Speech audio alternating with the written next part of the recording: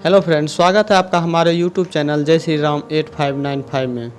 तो चलिए आज हम ये जानकारी प्राप्त करेंगे कि आखिर कर्ण कैसे यंगराज कर्ण बने थे और कर्ण को किसके कहने पर अंग प्रदेश का राजा बनाया गया था।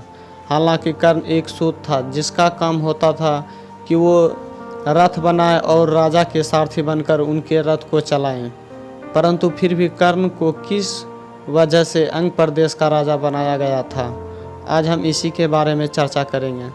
तो चलिए बिना देर किए आगे बढ़ते हैं।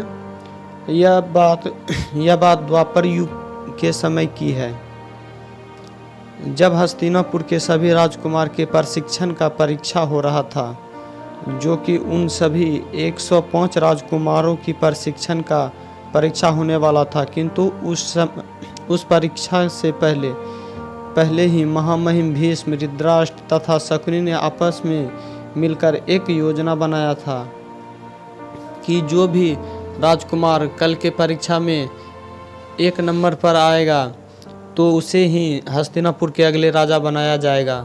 हालांकि इस योजना में भी शकुनि का षड्यंत्र था कि वे किसी तरह से राजकुमार दुर्योधन को ही हस्तिनापुर के अगले राजा बनाएं। किंतु जब अगले दिन ही हस्तिनापुर के सभी राजकुमारों को परीक्षा शुरू हुआ, सभी राजकुमारों ने एक एक करके अपना प्रदर्शन दिखाया। फिर सभी राजकुमारों में युद्ध शुरू हुआ और इसमें यह नियम था कि जो भी राजकुमार दूसरे राजकुमार का खून बहाएगा उसे इस प्रतियोगिता से निकाल दिया जाएगा। हालांकि उस प्रतियोगिता में ऐसा हुआ भी था। जब दुर्योधन और भीम के बीच युद्ध हो रहा था, तब दुर्योधन ने भीम को माता पिता के बारे में अपशब्द कहा, जिसकी वजह से भीम को बहुत ही गुस्सा आ गया था और भीम ने जब दुर्योधन को मारने लगा तो दुर्योधन के मुंह से खून निकलने लगा।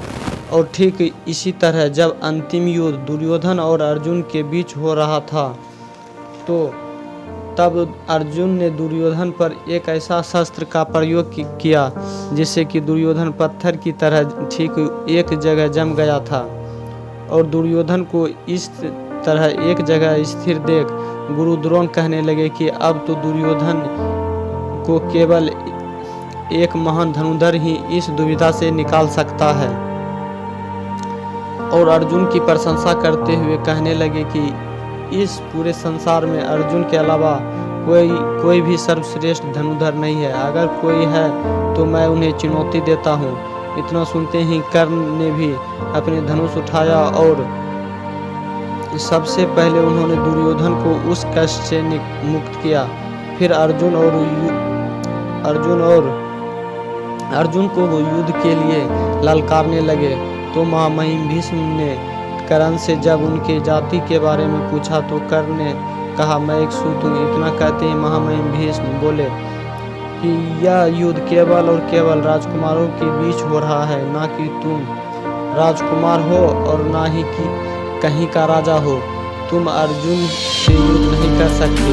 इतना सुनते ही दुर्योधन ने कहा, अगर ऐसा है कि एक राजकुमार से राजकुमार ही युद्ध कर सकता है तो मैं आज और इसी समय कर्ण को अंग प्रदेश का राजा घोषित करता हूँ। और ठीक उसी समय से कर्ण का नाम अंगराज कर्ण पड़ा था।